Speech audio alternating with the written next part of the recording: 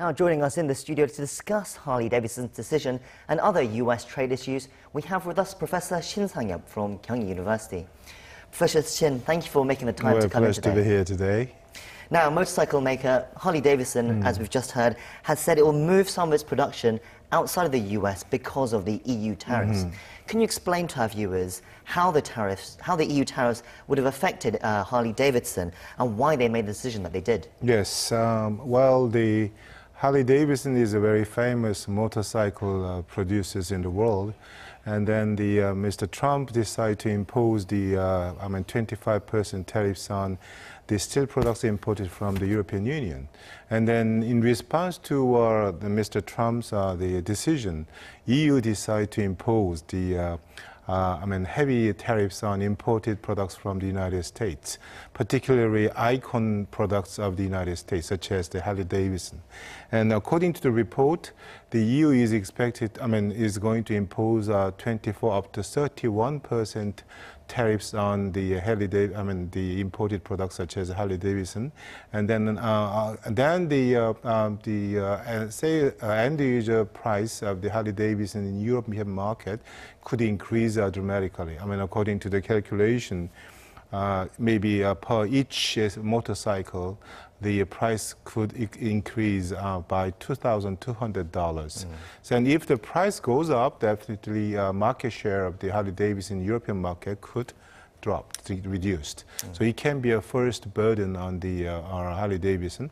And another one is that, these days to assemble a car, for example, they need about 22,000 components. And in case of the motorcycle, maybe they should have to use very many the components. And then among them, they should import some the products from overseas.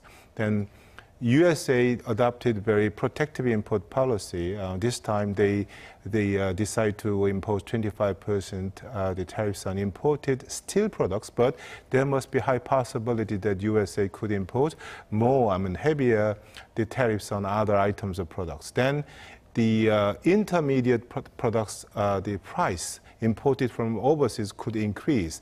Then definitely the end user price of those products used many components imported from foreign countries could go up. So these are the reasons why Harley Davidson tried to move their production, the facilities from USA to other countries. Why? By moving their factory, they could avoid to be imposed the heavier tariffs imposed by the European Union. That means that if they produce the motorcycle inside the USA, that it can be the subject to heavy tariffs imposed by the European Union. But if they produce their products outside the USA, they could avoid the heavy tariffs imposed by the European Union. This is the reason why Harley Davidson announced their plan to move their factory from USA to other countries. President Trump was on the defensive. He called Harley Davidson, they accused them of waving the white flag and surrendering. Right. But in a free market, isn't this what Harley Davidson is meant to do? As a company, if they can find somewhere to cut costs and save money, that they're going to go overseas rather than stay within the country. Does this show that Trump's plan is backfiring? I think so, because the business is business. What I mean is the multinational corporations. The corporations doing business activities in more than 2 countries.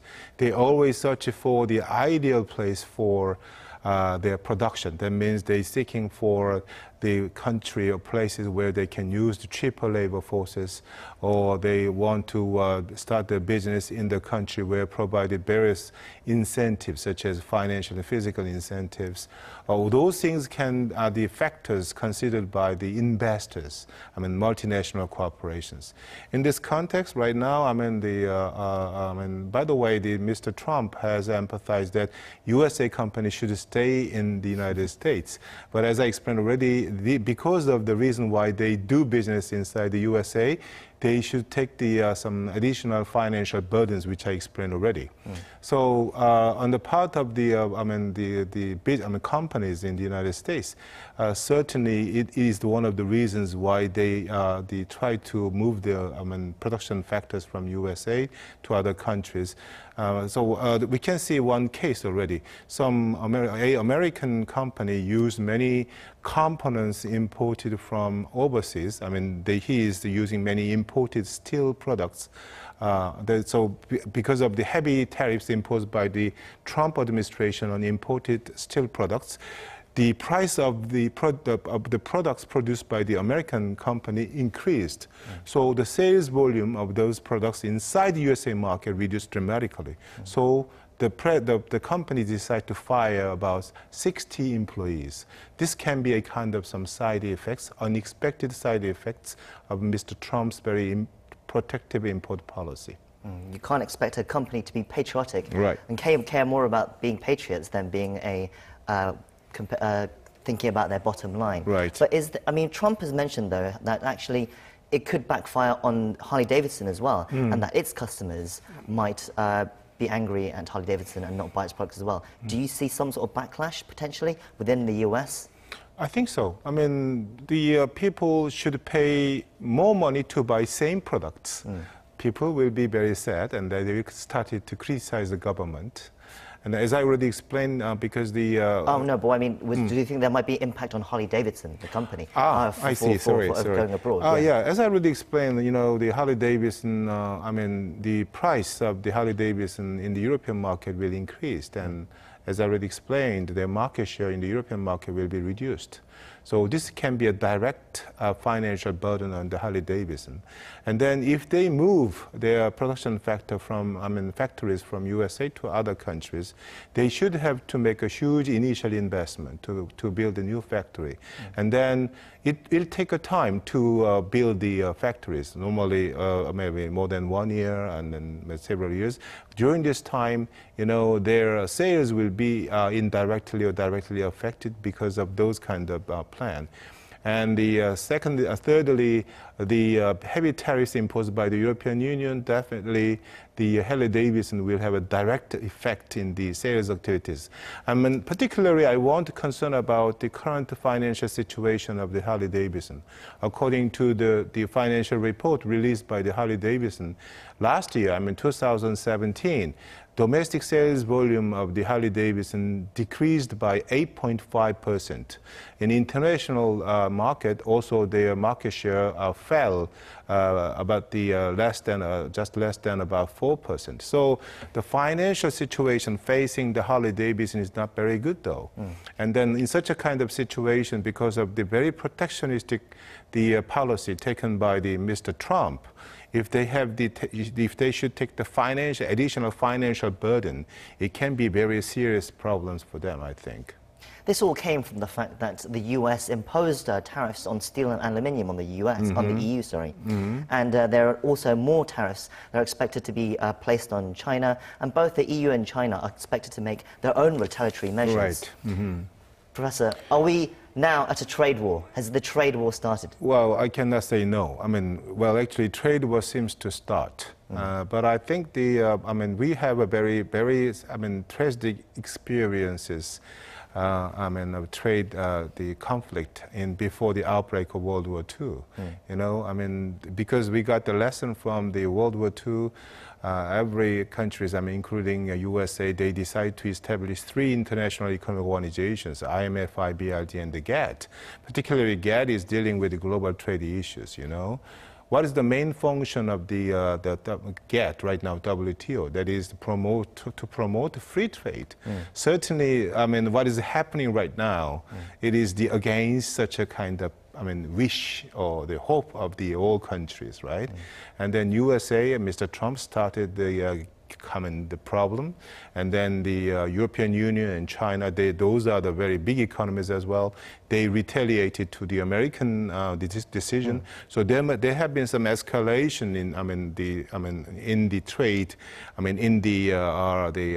the trade policies between European Union and USA, between China and the USA. So certainly we can say that they are right now entering, at the gate of the trade war. But I wish they should stop. Particularly USA should stop. Otherwise, that it can be a what can I say? The beginning of the round of the very tragic situation. So I wish personally, or countries right now ask Mr. Trump to stop these changes this policy. But Mr. Trump has emphasized that he's a freedom fighter for free trade and fair trade. But we have concern about definition of fair trade. Americans empathize that the fair trade based on their perception, not by the other country's perception. I think we have discussed about this issue more actively. And then, as we know very well, European Union and China brought the case. Imposed tariffs on the imported products. China and Europeans steel products to the DSP, the WTO. And then right now, the investigation is going on, and we have to wait the outcomes of investigation. But I think that before finalizing, to see the outcomes of the investigation, USA should have to change their policy. I think that should be the beginning of solving this problem, I think. Briefly, before we go, we're here in South Korea. The US and China are South Korea's biggest trade partners. Right. And any kind of trade war between the US and China will affect the whole world, but especially, I think, South Korea as well. What does South Korea, what effects have South Korea seen already? And what do they need to watch out for? Well, we have really some damages, problems because of the trade war, between two countries. Very recently, the Korean steel producer, largest steel producer like a POSCO, and Hyundai steel complex, they had a problem in exporting their steel products to USA market. On the part of USA, they have been criticized. They just targeted the Chinese steel producers.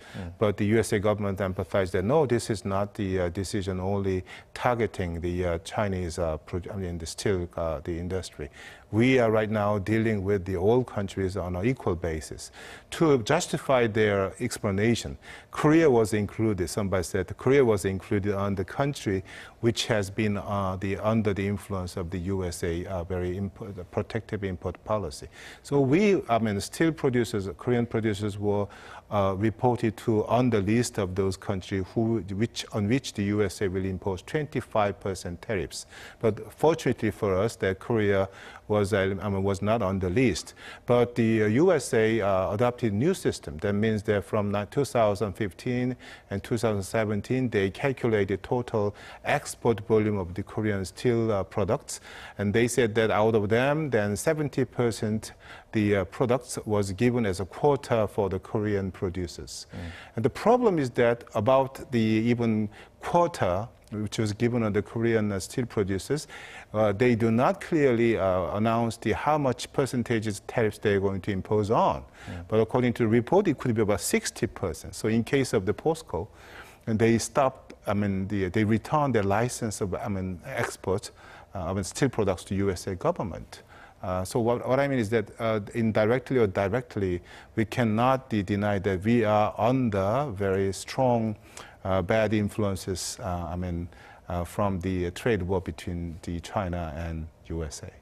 Thank you for your time, Professor, and thank you for sharing your insights and expertise today. Well, thank you very much.